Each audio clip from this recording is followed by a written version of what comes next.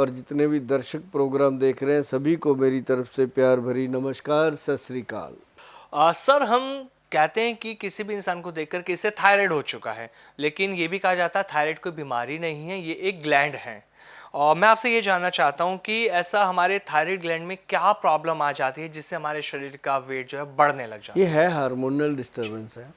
जब ना अच्छा जो थायराइड है ना, हमारा जो थायराइड ग्लैंड है, ये इस पे निर्भर करता है हमारा पूरा स्वास्थ्य, पूरी सेहत इस पर निर्भर करती है। आपकी हाइट कैसे बननी है, आपका ग्रोथ कैसे होना है, आपकी बॉडी का ग्रोथ, सब कुछ इसी के हाथ में है।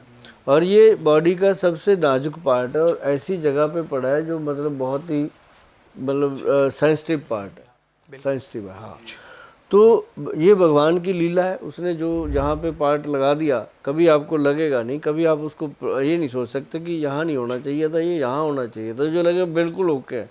अब बंदा मकान बनाता है, 10 लोग आके नुक्स निकालते हैं, ये बाथरूम यहाँ नहीं होना चाहिए था, ये यहाँ होना चाहिए।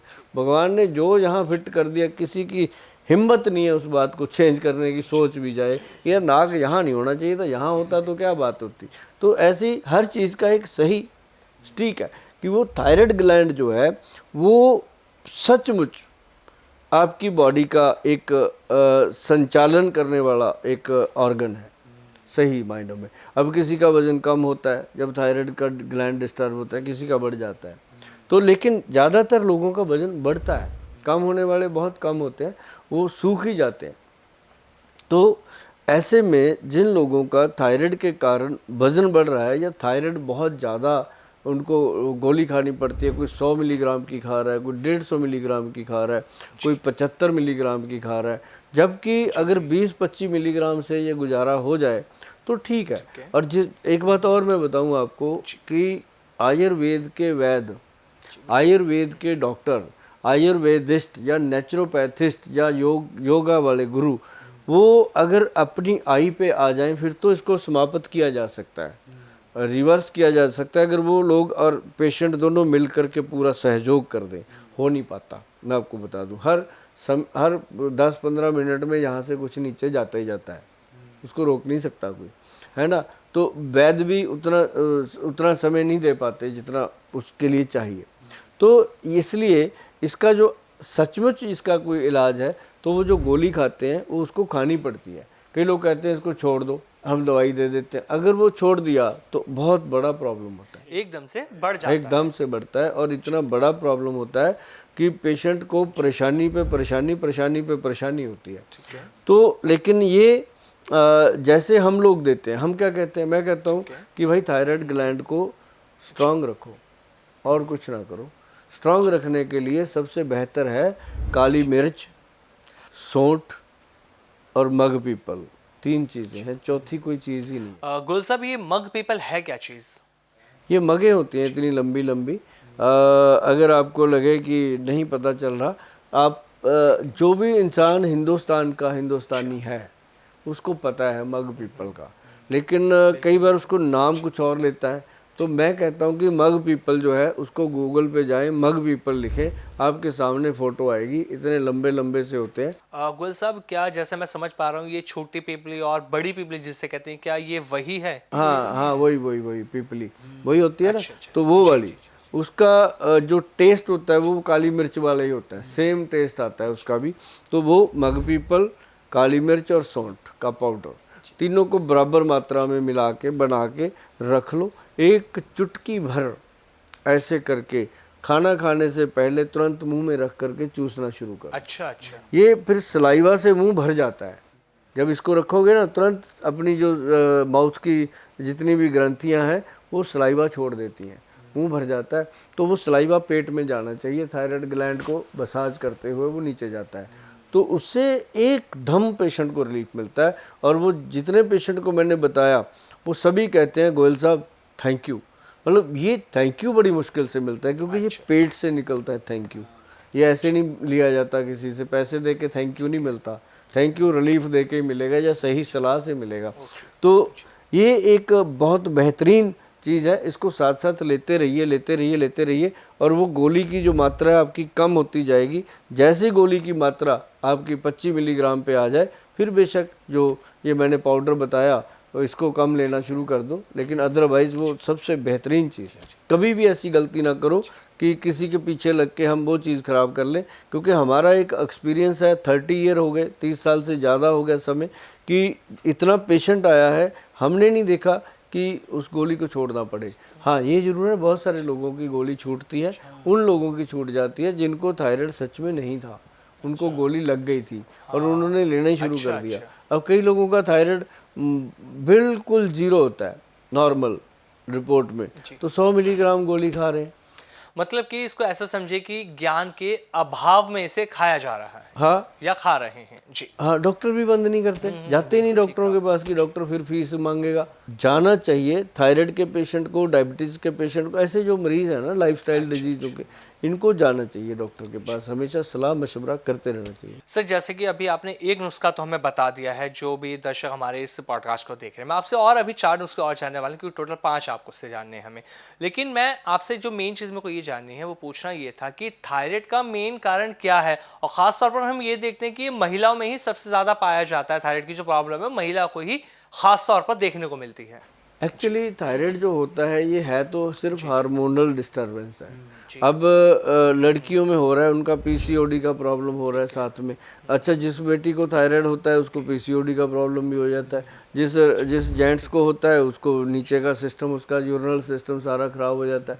तो मतलब ये एक बीमारी होने के कई कारण हैं और कोई भी विद्वान ये नहीं बता पाया ये क्यों होता है। लेकिन गोयल साहब, अगर मैं बात करूं तो एग्जैक्ट एक कारण ना कोई भी नहीं बता पाया थायराइड का। नहीं बता पाया क्योंकि ये किसी भी रीज़न से हो सकता है, कई बार पता ही नहीं चलता, रिपोर्ट आती है हो गया है ना। आज की डेट में तो मैं सारी चीज़ें मैदे के जिम्मेदारी लगा देता हूँ कि जो मैदा खाते हैं लोग ज़्यादा, वो उनको तो ये होना ही होना है। जो कोल्ड ड्रिंक ज़्यादा पीते हैं, अब कोल्ड ड्रिंक का क्या है, आप हर कोई को कोल्ड ड्रिंक, आप घर पे चले जाओ किसी के, लो जी थोड़ा सा, क्या है, ठंडा पानी ही तो है, पी लो, पानी है यार, पानी अमृत है, ये जहर है, आप कैसे कह सकते हो। तो उसके साथ भी कई बार ये प्रॉब्लम आती है। अगर इसको ऐसे समझा जाए कि प्रॉपरली एक हार्मोनल डिसबैलेंस है जो हमारी खराब लाइफस्टाइल की वजह से हुआ है, सबसे बड़ी बात। अच्छा गोल साहब, अगर इसको इस तरीके से और समझा जाए कि जैसे हम लाइफस्टाइल की बात कर रहे हैं कि हमारा लाइफस्टाइल सही नहीं है, ना ही हमारे खाने का समय सही है, ना ही हम प्रॉपर नींद ले पाते हैं, कब सो रहे हैं कब उठ रहे हैं, कुछ ऐसा नहीं हमें पता, और इसी वजह से ही क्या थायराइड होने लगता है। नींद कम होना, नींद पूरा ना लेना, इसके कारण हमारे 4-5 ऑर्गन हैं बॉडी के, जो सारा का दारोमदार है, हार्ट, ब्रेन, लिवर और पैनक्रियाटिक सिक्रेशन।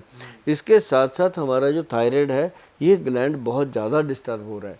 पहले क्यों नहीं होता था, बुज़ुर्ग हमारे शाम को 6-7 बजे बिस्तर लगा देते थे, सुबह 4 बजे 5 बजे उठ के शंख बजा देते थे, तो वो थी ज़िंदगी। अब क्या है कि 4-5 बजे तो कोई और शंख बजाए तब नहीं उठ के खड़ा होता बंदा, है ना।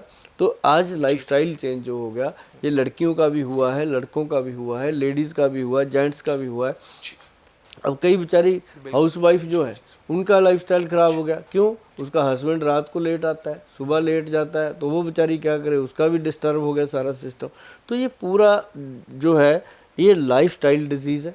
इसको कंट्रोल करने के लिए एक चीज़ और बताता हूँ मैं आपको, जो धनिए का पाउडर है, धनिए का बीज होता है ना, धनिया बीज को लेकर के उसका पाउडर बनाओ, वो पाउडर जो है उसका 1 चम्मच डेली लेते रहो। अब बहुत सारे लोग हैं, बुद्धिमान लोग, जो कहते हैं जी धनिया पीने से आदमी नपुंसक हो जाता है, बहुत सारे लोग हैं। अरे नहीं होता भाई, ऐसा कैसे हो सकता है, धनिया लेने से कोई ऐसा नहीं होता। हाँ, ये है कि थायराइड ग्लैंड जो है वो स्ट्रांग होता है, थायराइड ग्लैंड को स्ट्रांग रखने के लिए धनिया सबसे बेहतर है। और इसका जो धनिया की पाउडर बनाने की विधि है वो सिंपल है कि धनिया को लो, थोड़ा गर्म करके सेक दो, सेकने के बाद इसका पाउडर बनाओ, फिर वो पाउडर आपको कभी भी कोई भी साइड इफ़ेक्ट नहीं देगा। और यदि आप इसको सीधा ही खाने लग जाते हो या पानी में भिगो के पीने लग जाते हो, तब ये ठंडा कर देता है कई बार। अच्छा गोल साहब, दूसरी बात ये कि जो कच्चा धनिया होता है या धनिया के पत्ते हैं, क्या उन्हें भी खाया जा सकता है। अरे वाह, क्या बात है। आपको पता है कि सदियों से हमारी रसोई घर में से ये चटनी ख़त्म नहीं होती थी, जी। जिसकी जगह आज वो लाल पीली चटनी ने ले ली, है ना, काली चटनी ने ले ली। पहले होता था धनिए की, पुदीने की चटनी, होती थी ना। अब मैं आपको बताऊं आपके चैनल के माध्यम से कि भाई साहब, यदि आप कोई भी इंसान जिसको थायराइड है या नहीं भी है, अगर आप सचमुच अपने थायराइड ग्लैंड को स्वस्थ रखना चाहते हो तो धनिए की चटनी कभी ख़त्म ना होने दो। ठीक है। रसोई घर में कभी भी धनिए की चटनी, अभी मैंने पीछे मैं 10-12 साल से जो पंजाब में काम कर रहा हूँ, तो पंजाब का अब कोई घर ऐसा नहीं जिसके अंदर धनिए की चटनी ना बनती हो। क्यों? धनिए की जो चटनी है, एक तो वो खाने का स्वाद बढ़ा देती है, एक वो आपके ग्लैंड को रिलैक्स करती है। पहले बुजुर्ग ऐसी चीज़ें ऐसी तो नहीं बना के गए ना, वो इसीलिए बनाते थे कि एक तो स्वाद सही होगा जीभ का और साथ में ये औषध का काम करती है। मतलब गोयल साहब, धनिया जो है जिसे हम सब्जियों में डाल लेते हैं, दाल बनाते हैं उसमें डाल लेते हैं, या हम सलाद खाते हैं उस पर भी ऊपर से डाल, या इसे ये कहें कि इसे हम कच्चा भी खा सकते हैं। खा भी सकते हैं, खाते हैं लोग, हम भी खा लेते हैं, वो भी फायदेमंद है। फायदेमंद है।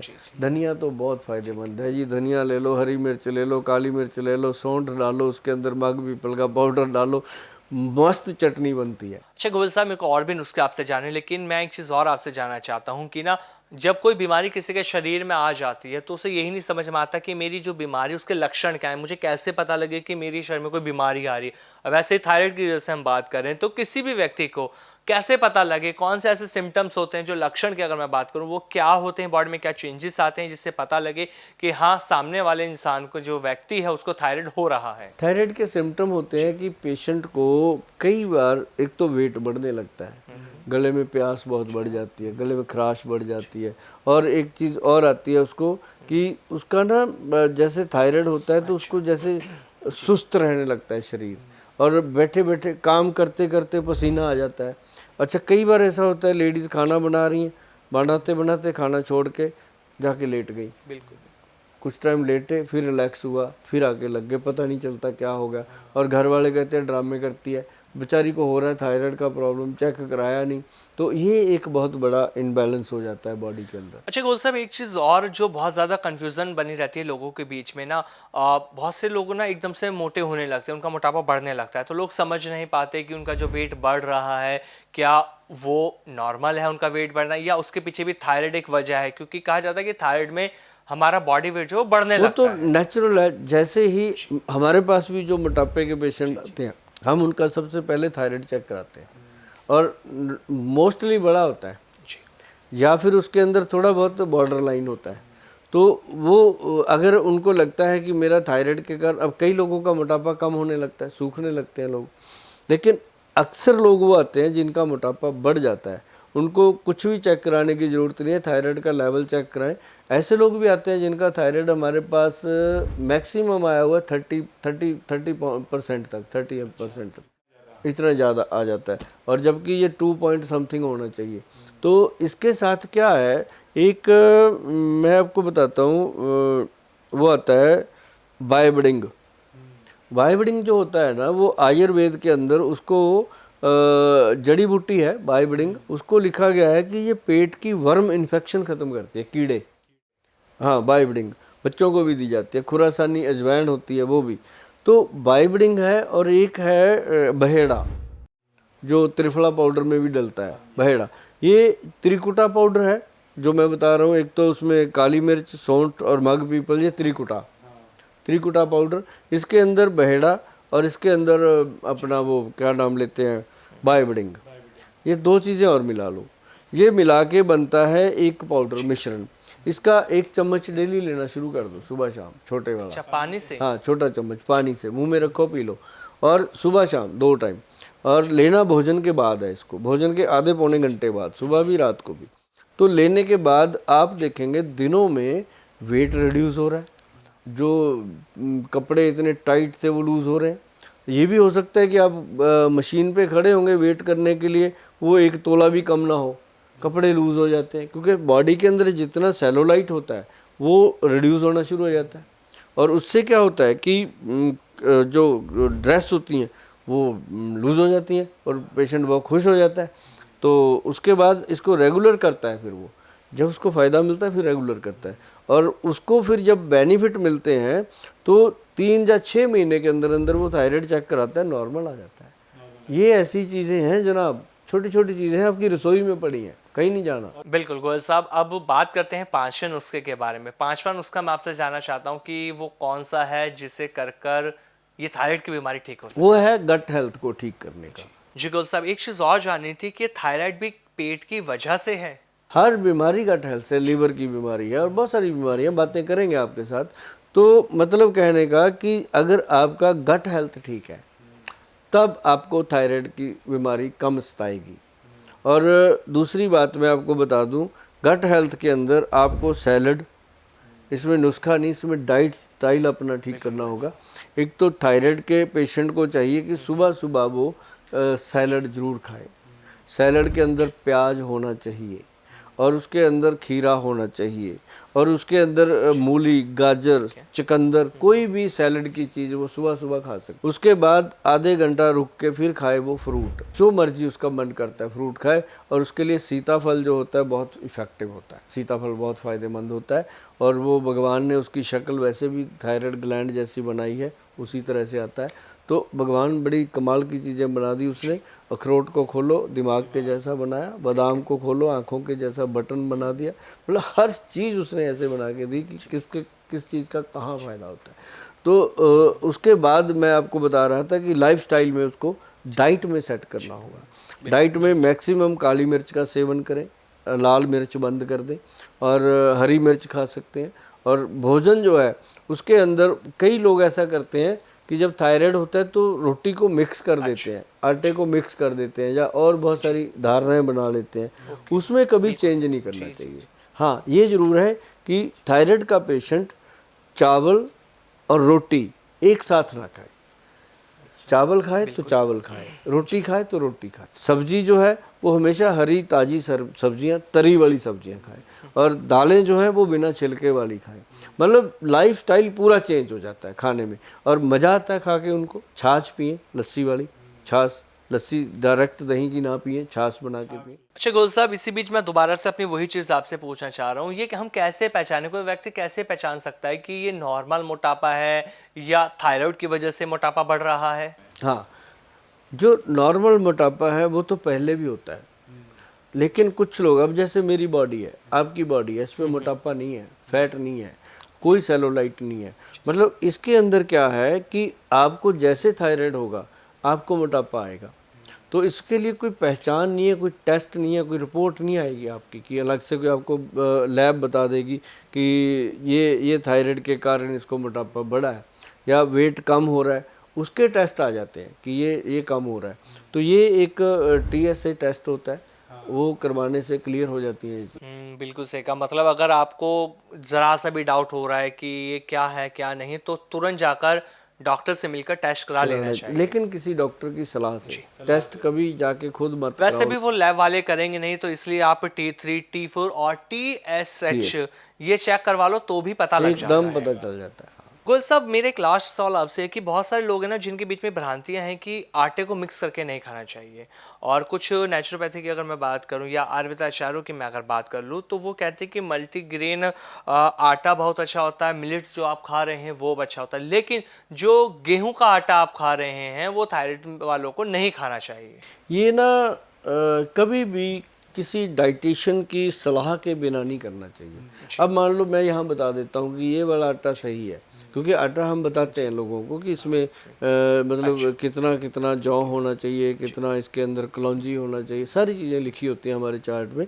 लेकिन अब अगर यहाँ बता दें, कहते हैं ना पंजाबी में, किसी को माँ की दाल तंग करती है, किसी को फ़ायदा करती है। अब ये बेनिफिट और नुकसान की बात है।